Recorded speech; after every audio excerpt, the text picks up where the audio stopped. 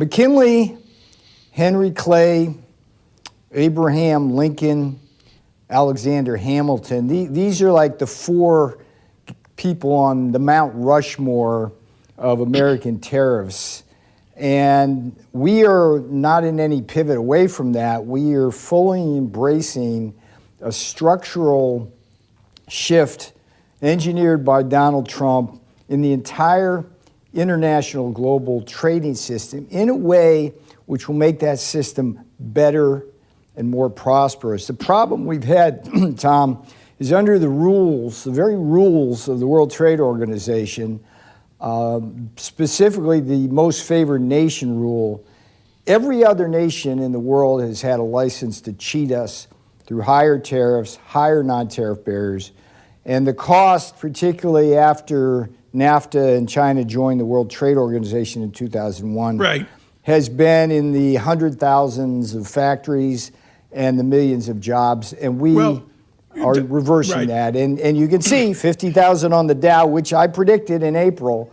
Okay, I'm going to give you either you or Kevin Hassett, I'm going to give credit for that. Peter Navarro, we're going to go with you on the sequence here. You mentioned the follow-on from NAFTA. I spoke to our Josh Wingrove this morning, and he made really clear what we need to know is the president actually thinking about moving away from our trade agreements with Mexico and Canada. Have you heard the president say, I want out of NAFTA and everything that followed it? Tom, I'm one of three people, Stephen Miller, Dan Scavino being the other two, who was with the president from the 2016 campaign through all 4 years of the first term. And the reason why that happened, among other things, is I never get ahead of the president. I can tell you this, that USMCA has some significant flaws in it, and it's going to be reevaluated in July. The great Jamieson Greer, our U.S. trade representative, will be taking the lead on that. But nothing ever happens in the White House without the commander-in-chief, particularly on trade. So as the boss says, let's see what happens. But we're in a situation, one of the things, I'm the senior counselor of trade and manufacturing, and one of the things that's really troubling right now, and should be troubling to the American people, is that Mexico and to an extent Canada are basically being used by staging areas for countries like China, some of the European countries, some of the Asian countries, Japan, Korea. Well, they come into Mexico and they leverage NAFTA and now USMCA to get into our markets in a way which essentially is tariff avoidance at best and tariff evasion at worst. So we're going to have to deal with that, Tom. Across the nation and worldwide, Peter Navarro with us with the Trump administration, our Paul Sweeney with Dr. Navarro. Mr. Navarro, I guess last night we saw in the House of Representatives they voted to end some of President's tariff agenda against Canada. Did they overstep their bounds? What is the response of the administration? Well, I think it's highly ironic, Paul, that the Democrat Party is opposing tariffs on behalf of working class Americans when it was the Democrat Party, which is supposed to be the party of the working class. They simply because they hate Donald Trump, now they're anti-tariff. I think the bigger story is the shame on the three Republicans who defected. Although Thomas Massey, I don't consider him of the party anymore. I'm being nice. I'm just telling it like it is. It's like Nancy, hang on, let me give a compliment to the Democrats. Please. Here. The Democrats hold ranks, and we don't. And we got to stop not holding ranks, sir, because it's very harmful to the party and to this country when we have that kind of thing going on. Okay, Peter, well said, but let's give two examples right now. Tom Barrett, who's the congressman from Lansing, Michigan, he's got 2 GM factories up here. His Republican working class constituents who President Trump stole from the Democrats, Tom Barrett is going to fight for his life in that congressional district in Lansing, Michigan. What do you need to do to get Tom Barrett reelected?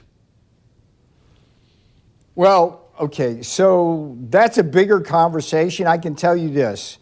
The stakes have never been higher in a midterm congressional election. If we lose the House in 2016, we will see a repeat of the impeachment circus craziness that we saw beginning in 2018. It really was tremendously harmful. The Democrats, they hate Trump more than they love this country, as Corey Lewandowski once said.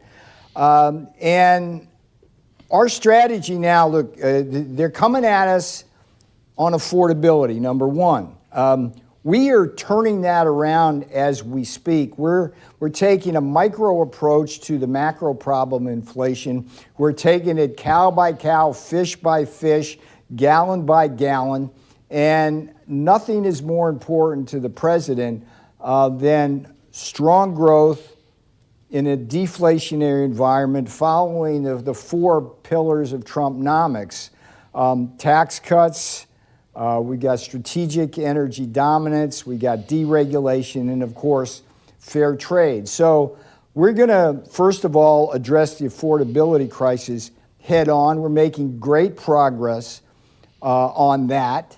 The border issue remains troublesome. I've got a piece out in a rival network thing today that does the body count when you let millions of illegal aliens into this country. I mean, we lost 2 Americans in Minneapolis because of what was going on there. But by my calculations, tens of thousands of Americans are going to be either murdered, burgled, raped, or assaulted by the illegal aliens unless we deport them.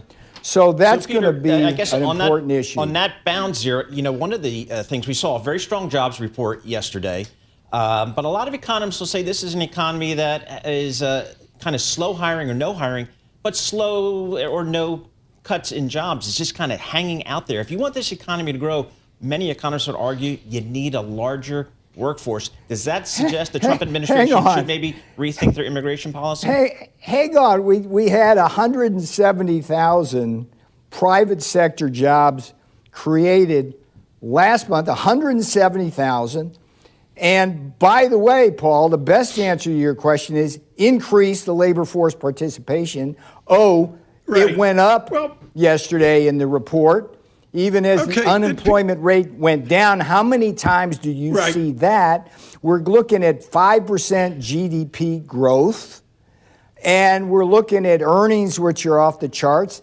And back in April 7th to be exact, when the futures for the Dow were at 38,000, my friend, 38,000 on reciprocal tariff panic, I said 50,000 on the Dow. You're trying to outdo Hassett. That's all. Look, Peter Navarro with us. Whoa. Kevin wrote a book like years ago. He never said 50,000 on the Dow this year. Just to be clear. Peter Navarro with us here nationwide, and of course from Irvine, California as well. Peter, you mentioned the midterm elections. Here's the reality for the president right now. You go out I-80 across Illinois, you run into the big river, and there's Davenport, Iowa. The Republican in the 1st Congressional District won that district by 6 votes last time around.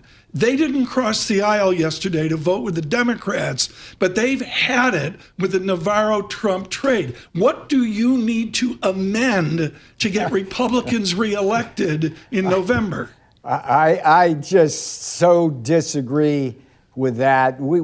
Iowa loves Donald Trump, and by the way, farmers love Donald Trump. Farmers, above all, understand the necessity for tariffs.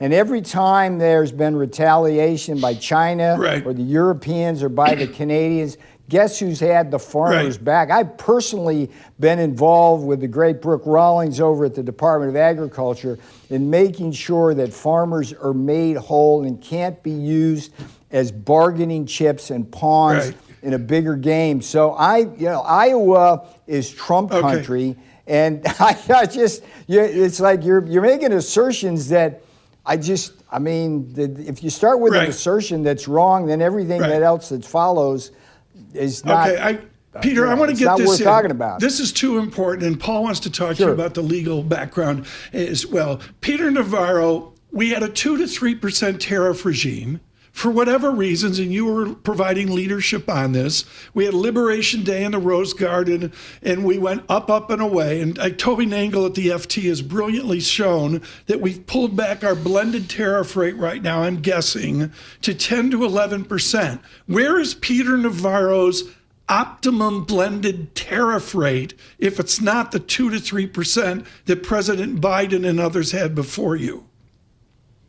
Great question. And the way I like to think about it is the trade deficit. The trade deficit, when it's chronic like it has been and large like it has been, is toxic to the future of this country. First of all, a big trade deficit that's chronic as opposed to occasional is a proxy for all the factories and jobs and supply chains that go offshore. When that happens, that not only hurts us economically, it hurts us from a national security point of view, as the pandemic underscored. So there is that. Secondly, when you run a chronic trade deficit, you're basically shipping your wealth offshore. And we've done that by the last calculation I made, something like $15 trillion of our property. Okay, Peter, I don't mean to interrupt, but I'm going to interrupt you. But Peter, bottom line, Tom, is when the trade deficit gets to zero, then you've got the good right luck with that. thing. Okay, And, but by the way, the goal here is simply fair trade. And what we're doing, what the president is doing, what Jamison Greer, Scott Bessent, Howard Lutnick are doing is working with our allies and countries around the world to get them to lower their tariffs and trade barriers. And who in Bloomberg land could disagree with that as a principle Peter, and disagree with the results, Tom? I got to get this in because Sweeney's like all Supreme Court right now. Peter Navarro, you didn't answer my question. We came up, we had Liberation Day. I did. No, you did not. We had I said your question was, what will satisfy Peter Navarro? And I said, when the trade deficit is zero. What is the optimum blended tariff rate? James Dimon wants to know that. Brian Moynihan wants to know that. Solomon over at Goldman Sachs wants to know that. And the people in the 1st Congressional District of Iowa, where are we heading as these exemptions come in? Do you see a 7% optimal tariff rate? 4%? Do we capitulate and go right back to 2 to 3%? So here's a Kevin Spacey aside here. Jamie Dimon, lower your friggin' credit card interest rates. You are a criminal the way you charge the American people at 22, 25, and 30%, and the president wants you to lower that. So until, Jamie, until you do that, please refrain from commenting on other public policies. For the record, Paul, got that off my chest. I didn't now, get an answer with respect to your question, please, the way we think about it, Tom, and this is important, is that every country that we trade with is like fingerprints, right? They're unique, which is to say they cheat us in their own way. It's like some countries like India have had the highest tariffs. Some countries like Japan have had the highest non-tariff barriers. Some countries like China have all of that stuff going on. So when you ask me what the appropriate tariff would be, it's bespoke. It's like what President Trump does. He goes country by country by country, and he sets the tariffs according to how badly they're cheating us. So there's no blended tariff concept here. It's like a country-specific tariff. Thank you for that. Let's get Paul Sweeney in here. Peter, just real quickly, there's some of President Trump's tariff policies in front of the Supreme Court. To the extent the Supreme Court rules against the administration, what will be its response? Well, first of all, let's talk about the law and the use of IEPA. If the Supreme Court wants to rule in favor of President Trump, the law is clearly on the Supreme Court side. I mean, you have, is a tariff a tax? No, it's a tariff on foreigners. And is a tariff a form of restriction on imports? Of course it is, just like quotas and other things and embargoes. So those are the 2 points of law which this case is about. And if the Supreme Court wants to rule in the president's favor, clearly the law is on their side. With respect to Plan B, of course we have a Plan B, but this is not the place for me to talk about it. If the decision comes out next Friday, which would be the next time the Supreme Court is going to be releasing decisions, then the president will speak first on what's going to happen. Right. And then folks like me will come in behind him and explain the details.